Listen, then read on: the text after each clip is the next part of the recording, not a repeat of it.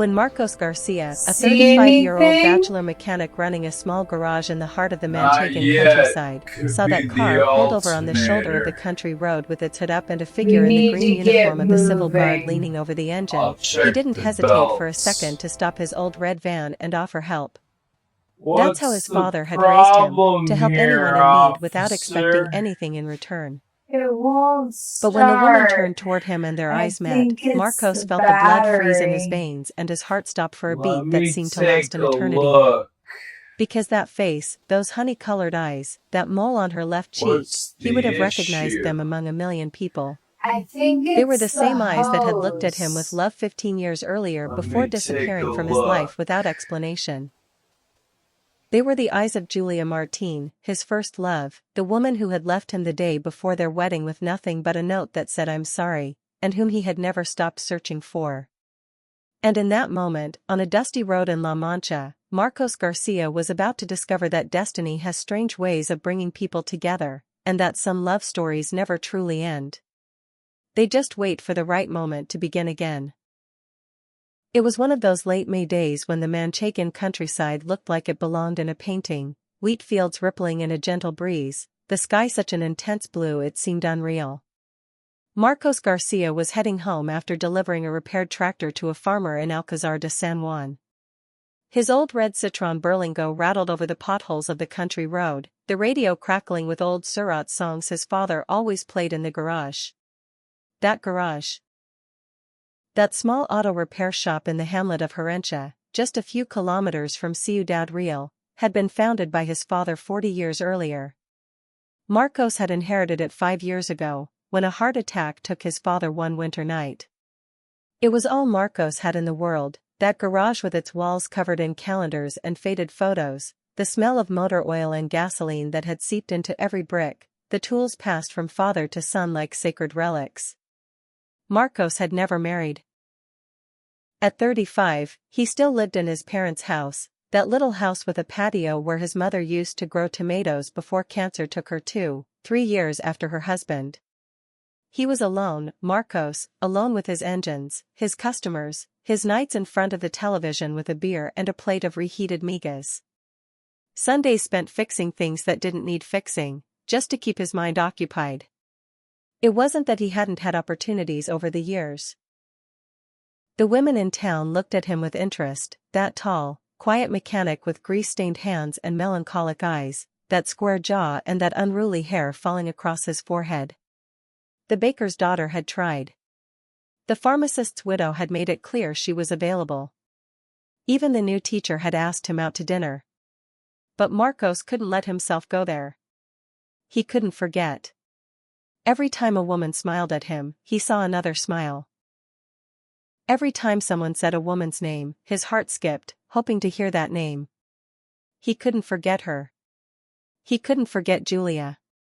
15 years had passed since that day he'd woken up in the house they'd prepared together, that little rental where they were going to live after the wedding, and found her side of the bed empty, her things gone, and a note on the kitchen table.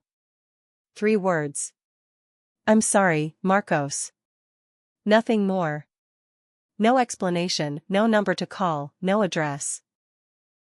She had vanished like a ghost, the woman he'd shared 3 years of his life with, the woman he was supposed to marry the next day in that little village church where their parents had married before them.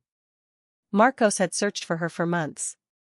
He'd called her parents, they'd moved south and claimed to know nothing, or pretended to. He'd contacted her friends, they'd look away and change the subject. He'd even hired a private detective, spending all his savings. But Julia Martin seemed to have vanished as if she'd never existed. And then, over time, Marcos had stopped searching. He hadn't stopped thinking about her, no, never that, but he'd accepted that some questions would never have answers, that some wounds would never fully heal. Until that day in May. Until that car pulled over on the shoulder of the road.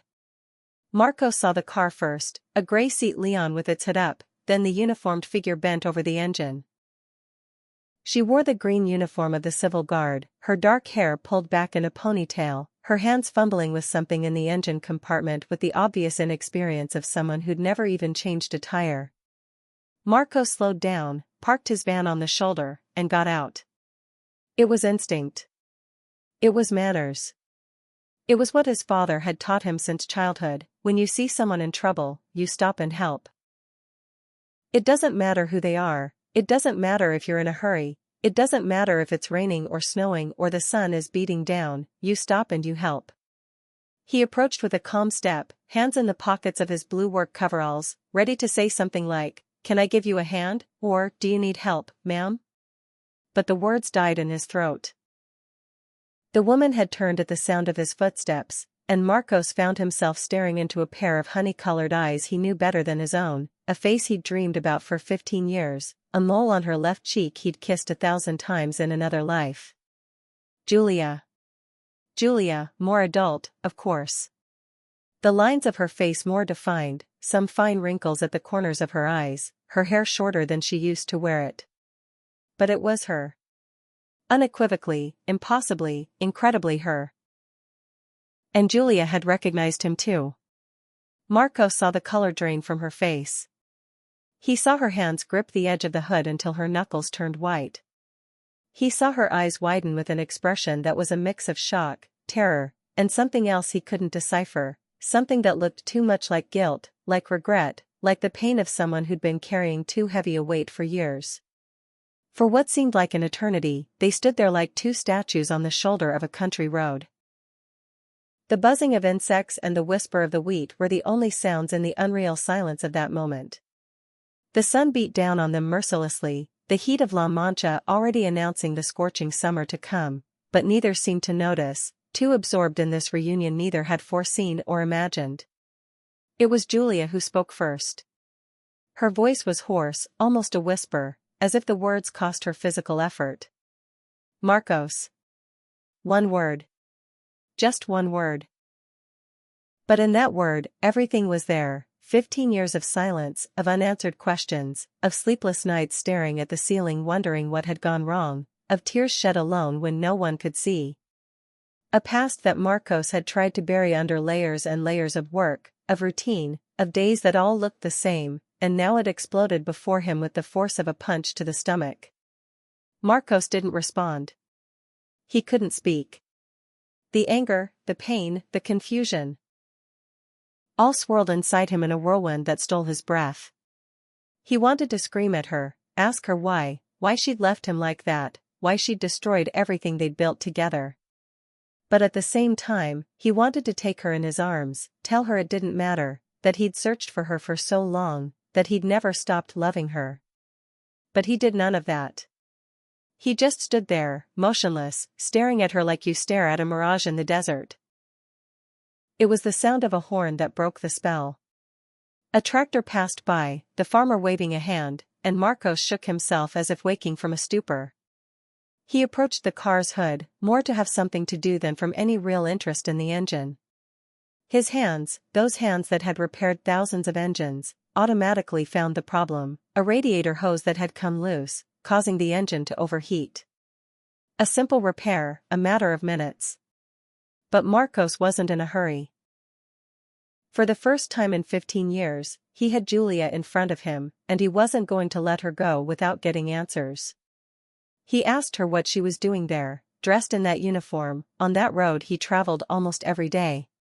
His voice was harder than he'd intended, but he couldn't control it. Julia explained that she'd returned to the area a few months ago. She'd been transferred to the Civil Guard Command in Ciudad Real after years spent in the south. First Seville, then Malaga, then Almeria. She was an officer now. She'd built a career, dedicated her life to work, to investigations, to the fight against drug trafficking and organized crime. But Marcos didn't want to hear about her career. He wanted to know why. Why she'd disappeared. Why she'd left him the day before their wedding. Why she'd broken his heart without even having the courage to look him in the face. Julia closed her eyes. When she opened them, they were bright with unshed tears. She told him she couldn't tell him then, couldn't tell him for many years, but that maybe now the time had come. They sat on the shoulder of the road, the wheat fields stretching to infinity before them, the sun beginning to set, painting the sky orange and pink. And Julia began to tell him. 15 years earlier, a week before the wedding, some men had approached her. Dangerous men linked to organized crime that at that time had a strong presence in the area. They had discovered that Julia's father, an accountant respected by everyone, had been laundering money for them for years. They had proof, documents, recordings. If Julia didn't do what they wanted, that evidence would end up in the hands of the authorities. Her father would go to prison. Her family would be destroyed. And what they wanted was simple. They wanted Julia to disappear from her life, from Marcos, from everything she knew. They wanted her to join the security forces, to build a career, to become their eyes and ears inside the system. To warn them when investigations got too close to their business. They wanted a mole, and they'd chosen her because she was young, intelligent, ambitious, and above all because she had something to lose, someone to lose. Julia had refused at first. She said she'd talk to Marcos, that together they'd find a solution, that they'd go to the police, that they'd fight. But the men made it clear, if she talked to anyone, if she tried to resist, if she even thought about going rogue, it wouldn't be her father who paid, it would be Marcos. They'd make him disappear the way they made everyone disappear who got in their way, and no one would ever find his body. They'd shown her photos. Photos of people who'd made the wrong decision, unrecognizable bodies abandoned in ditches. And Julia understood they weren't lying. And so Julia had made the most difficult decision of her life, to protect Marcos, to keep him safe. She left him. She wrote that note, knowing every word was a stab in her own heart. She disappeared, knowing she was condemning him to a life of unanswered questions. But she hadn't done what they wanted. She hadn't become their mole. She'd used those years in the security forces to gather evidence, to build cases, to dismantle piece by piece the organization that had threatened her. And finally, 6 months earlier, the last operation had succeeded. The ringleaders of the organization were in prison.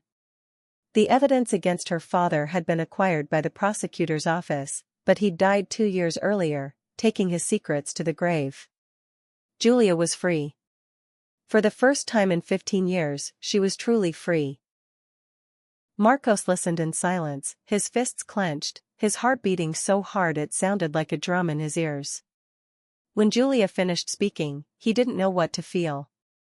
There was anger, yes, a lot of anger, because she'd decided for both of them, because she hadn't given him the chance to choose, to fight, to protect her the way he should have, the way he would have without hesitating for a second if she'd let him.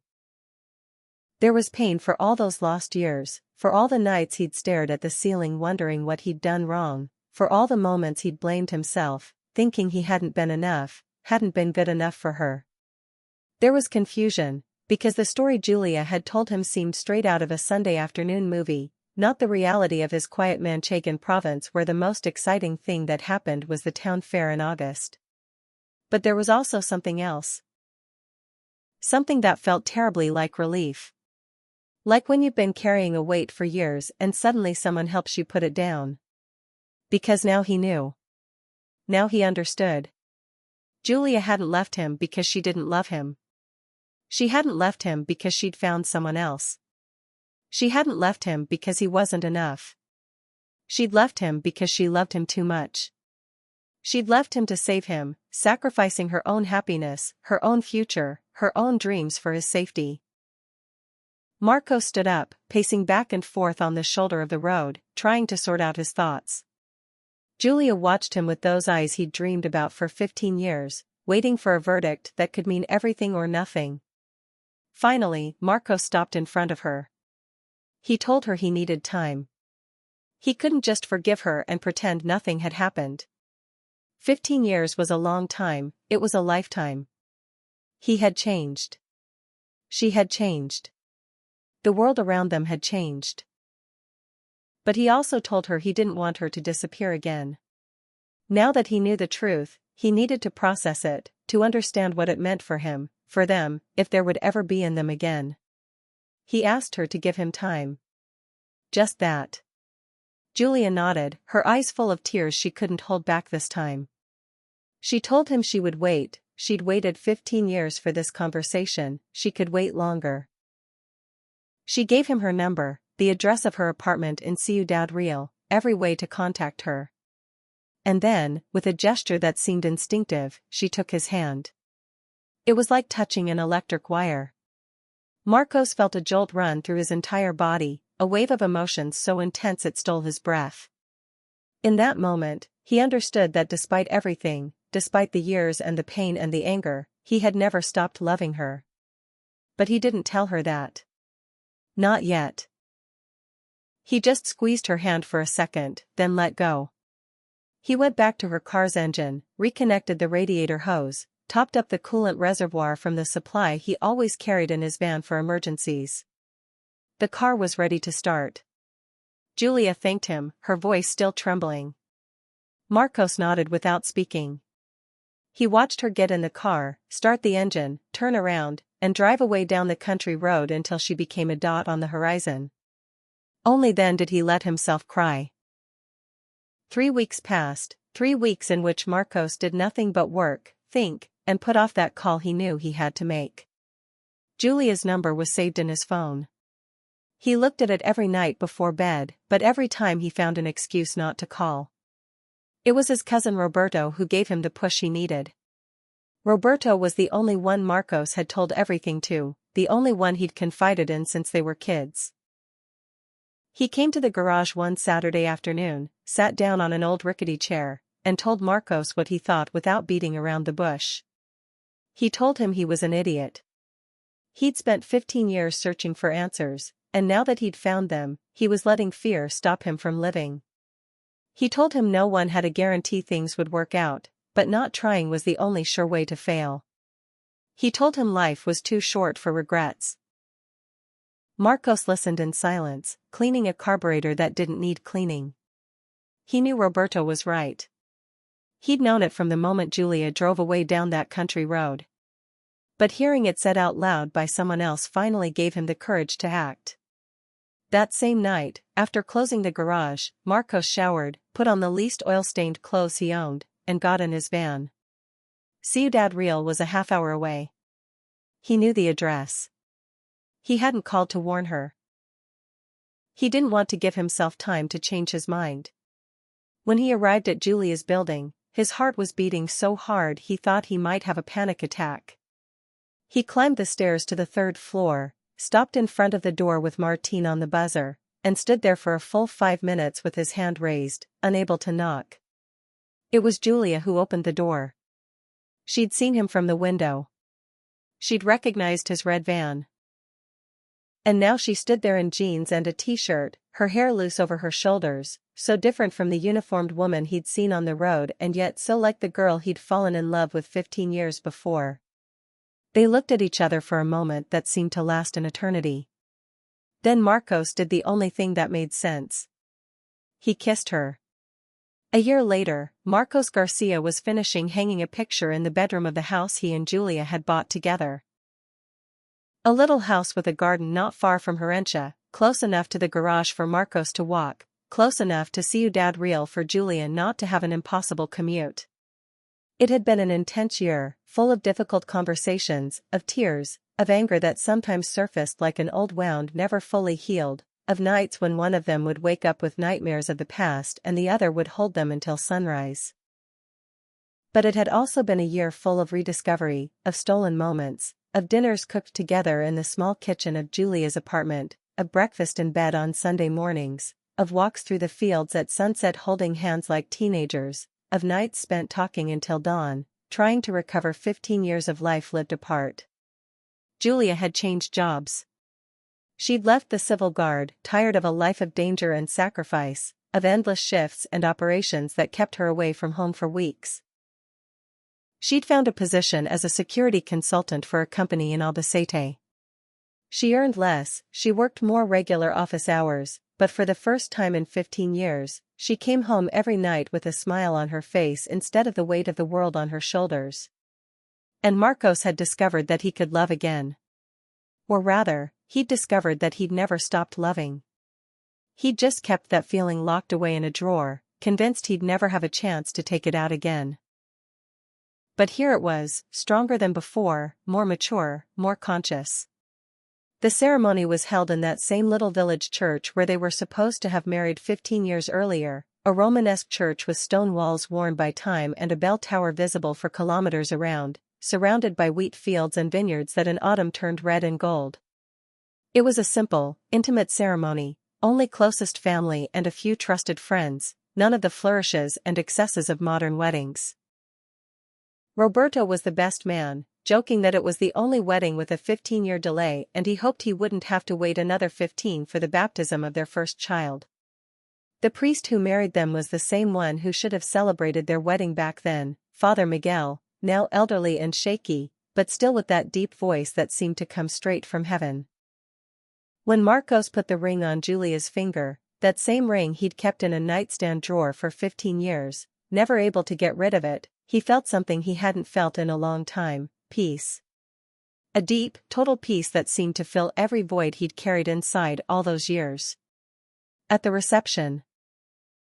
In a country restaurant where everyone knew them, the same restaurant where Marcos and Julia had had their first date 15 years earlier, and where the owner, Señora Carmen, had welcomed them with tears in her eyes, saying she knew this day would come sooner or later because true love always finds its way, Marcos stood up for a toast. He'd never been good with words. He preferred the language of engines and gears to that of emotions.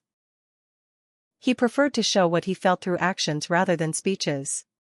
But that day, with Julia looking at him with those eyes full of love and all their loved ones gathered around, he found the right words, the words he'd kept inside for so long. He said that life sometimes takes us where we don't expect, that paths that seem closed can reopen when you least expect it. He said that he and Julia had lost 15 years, but somehow those years had made them the people they were today. People finally ready for each other, people who had learned what really matters in life by losing everything and finding it again. And as he raised his glass, as applause filled the room and Julia looked at him with those honey-colored eyes he'd dreamed about for so long, Marcos understood something. That stop on the country road, that moment when he'd seen a broken-down car and decided to stop and help as his father had taught him, hadn't just been luck or coincidence. It was destiny finally fulfilling a promise made 15 years earlier, the promise that sooner or later he would find again the woman he loved. And it had happened in such an improbable, cinematic, absurdly romantic way that no one would believe him if he told it. A breakdown on a lost road in La Mancha. A woman in uniform who turned out to be the love of his life. A second meeting after 15 years of silence. It sounded like a movie script. But it was his life, his story, his second chance. But Marcos didn't care if they believed him or not. He had Julia by his side in that white dress that made her look like an angel, with that smile that had lit up his dreams for 15 years. He had a life ahead of him, a life full of possibilities, of mornings waking up next to her, of afternoons working in the garage knowing she was waiting for him at home, of nights talking until they fell asleep with their hands intertwined. And for the first time since he'd found that note on the kitchen table 15 years earlier, he felt that the future was something to look forward to with joy, not fear. Because some love stories never truly end. They just wait for the right moment to begin again.